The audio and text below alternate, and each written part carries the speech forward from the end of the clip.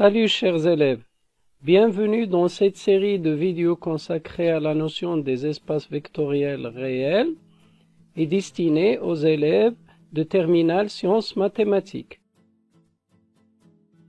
Salut chers élèves, me voilà de retour. Dans les deux vidéos 5 et 6 de cette série destinée aux espaces vectoriels réels, on a surtout parlé de base canonique et de dimension d'un espace vectoriel sur R. Les deux vidéos 9 et 10 viennent compléter les vidéos qu'on vient de citer. Elles abordent des techniques pour montrer qu'une famille quelconque d'éléments d'un espace vectoriel est une base de cet espace vectoriel.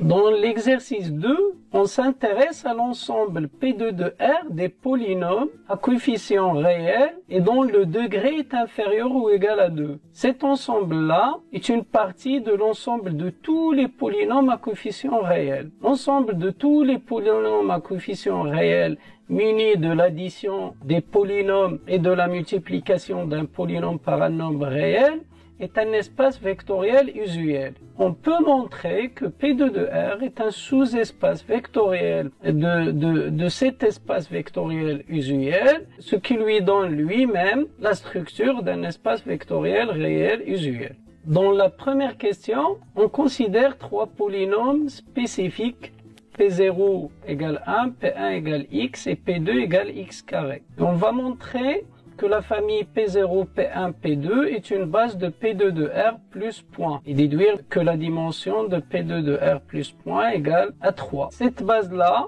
va être appelée la base canonique de cet espace vectoriel. Dans la deuxième question, on va considérer trois autres polynômes et on va voir diverses techniques pour montrer que la famille formée des trois polynômes Q0, Q1 et Q2 est aussi une base de l'espace vectoriel P2 de R plus point.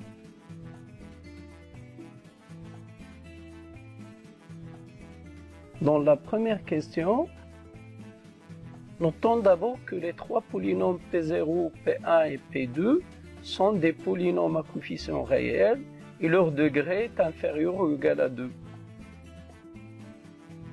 P0 est de degré 0, P1 est de degré 1, P2 est de degré 2. Donc P0, P1 et P2 sont des éléments de P2 de R.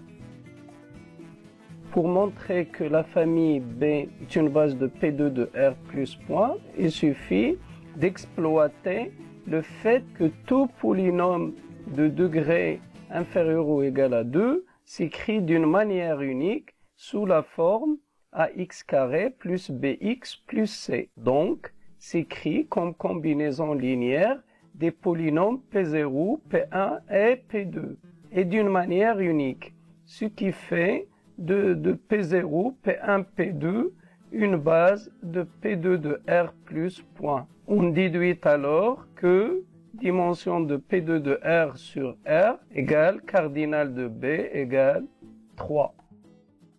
Dans la deuxième question, notons d'abord que les trois polynômes Q0, Q1 et Q2 sont des polynômes à coefficient réel et leur degré est inférieur ou égal à 2.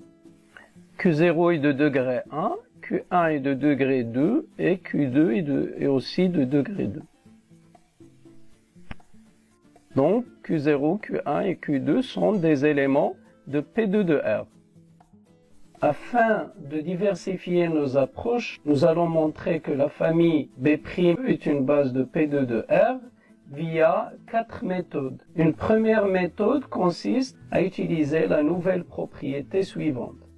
On se donne un espace vectoriel E plus point qui a une dimension finie égale à n. Eh bien, pour montrer qu'une famille F est une base de E plus point, il suffit que cette famille soit libre et que cardinal de F égale n. Le nombre d'éléments de F égale la dimension n. Montrons que la famille B' égale Q0, Q1, Q2 est libre dans P2 de R plus point.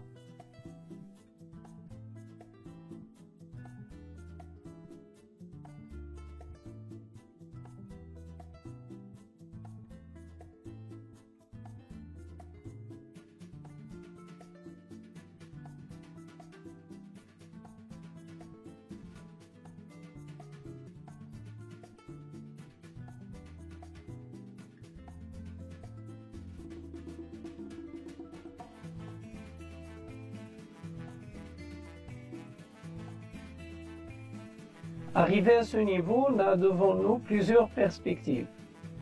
Puisque pour toute valeur de x dans R, on a cette expression est nulle, on peut utiliser le fait qu'un polynôme est nul si seulement si ses coefficients sont nuls.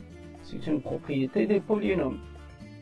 Mais aussi, cette égalité étant vraie pour tout x appartenant à R, on peut donner des valeurs particulières à x et ainsi obtenir un système d'équations en alpha et bêta. En résolvant ce système, on va trouver alpha égale bêta égale gamma égale 0. Mais il suffit aussi de revenir sur la base canonique P0, P1, P2, comme suit.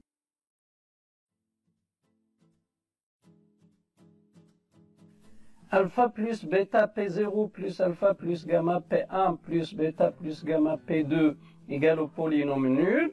Et la famille P0, P1, P2 est libre dans P2 de R plus point, car c'est une base, c'est la base canonique. Donc on déduit que les trois coefficients sont nuls.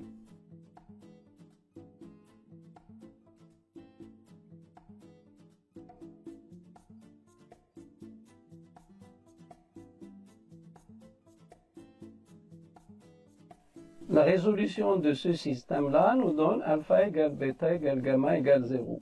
Donc, notre famille est libre. On a bien vérifié que Q0, Q1, Q2 sont des éléments de P2 de R. On a montré que la famille Q0, Q1, Q2 est libre dans P2 de R plus point. Et on remarque que le cardinal de cette famille coïncide avec la dimension de l'espace vectoriel P2 de R plus point, donc ce qui fait de notre famille B' égale Q0 et Q1, Q2 une deuxième base de P2 de R plus point. Dans une deuxième méthode, on va revenir sur la méthode utilisée dans la vidéo 9. En l'occurrence, le fait qu'une famille est une base dans un espace vectoriel E plus point veut dire qu'elle est à la fois libre et génératrice dans cet espace vectoriel. Bon, bien sûr, pour notre famille, on a déjà montré dans la méthode 1 qu'elle est libre, donc il suffit de montrer qu'elle est génératrice pour conclure. Pour cela, on va se donner un polynôme quelconque de P2 de R et on va montrer qu'il s'écrit combinaison linéaire des trois polynômes Q0, Q1, Q2. P appartenant à P2 de R signifie que P est un polynôme à coefficient réel et de degré inférieur ou égal à 2. D'où l'existence d'un triplet ABC appartenant à R3, tel que pour toute valeur de x dans R, P de x s'écrit à x carré plus bx plus c. Remarquons que le polynôme P est écrit en fonction de 1, x et x carré, c'est-à-dire en fonction de P0, P1 et P2. Si on arrive à écrire 1x et x carré en fonction de Q0, Q1 et Q2, ces coefficients A et B et C vont nous aider à générer les coefficients alpha, bêta et gamma convenables pour écrire P en fonction de Q0, Q1 et Q2. Voilà.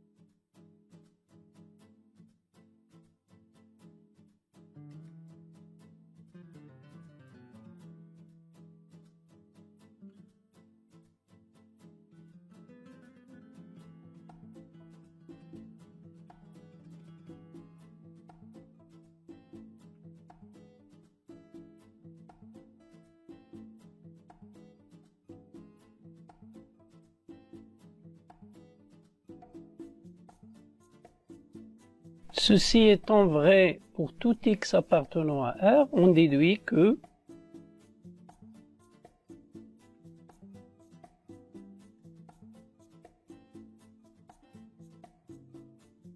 on est arrivé à trouver alpha, bêta et gamma, tel que P s'écrit alpha Q0 plus bêta Q1 plus gamma Q2, pour tout élément P de P2 de R. Ainsi, la famille Q0, Q1, Q2 est génératrice. Récapitulons. La famille B' égale Q0, Q1, Q2 est génératrice dans P2 de R plus point, on vient de le démontrer. On peut démontrer qu'il est libre comme on l'avait fait dans la méthode 1. Donc, comme étant libre et génératrice, il devient une base de P2 de R plus point. Une troisième méthode pour la question 2 consiste à utiliser la propriété suivante. Dans un espace vectoriel E plus point de dimension finie égale à n, une famille F est une base si seulement si elle est à la fois génératrice et elle a un cardinal égal à la dimension. Notons bien sûr que la méthode 3 et la méthode 1 faite précédemment ne peuvent être utilisées que si on connaît au préalable la dimension de l'espace vectoriel désigné. D'une part, la famille Q0, Q1, Q2 est génératrice dans P2 de R plus point, voire la méthode 2, on l'a déjà fait. D'autre part, le cardinal de cette famille c'est égal à 3 et il coïncide avec la dimension de P2 de R. Donc, d'après la propriété qu'on vient de citer, la propriété 3, la famille Q0, Q1, Q2 est une base de P2 de R plus point.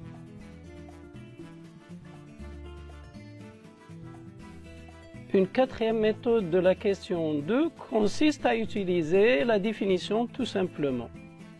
Voilà, donc on va prendre un polynôme quelconque de P2 de R plus point et on va l'écrire d'une manière unique comme combinaison linéaire des trois polynômes éléments de B', Q0, Q1 et Q2. Une méthode analogue à celle faite pour montrer que B' est génératrice dans P2 de R plus 1 nous donnera l'existence des coefficients alpha, bêta, gamma tels que P s'écrit en font alpha Q0 plus bêta Q1 plus gamma Q2. Reste à montrer l'unicité de alpha et bêta et gamma. On va supposer qu'il existe un deuxième triplet EFG dans R³ tel que P s'écrit EQ0 plus FQ1 plus GQ2. En comparant les deux écritures de P de X, vous allez obtenir un système qui a pour inconnu alpha, bêta, gamma, E, F et G. Essayez bien sûr de le résoudre et de déduire que alpha égale E, bêta égale F et gamma égale G. Ce qui va nous assurer l'unicité du couple alpha, bêta, gamma. Ainsi, il existe un unique alpha, bêta, gamma appartenant à R³ tel que P s'écrit alpha Q0 plus bêta Q1 plus gamma Q2. D'où la famille B' égale Q0, Q1, Q2 est une base de P2 de R plus point. Au revoir et à une autre occasion.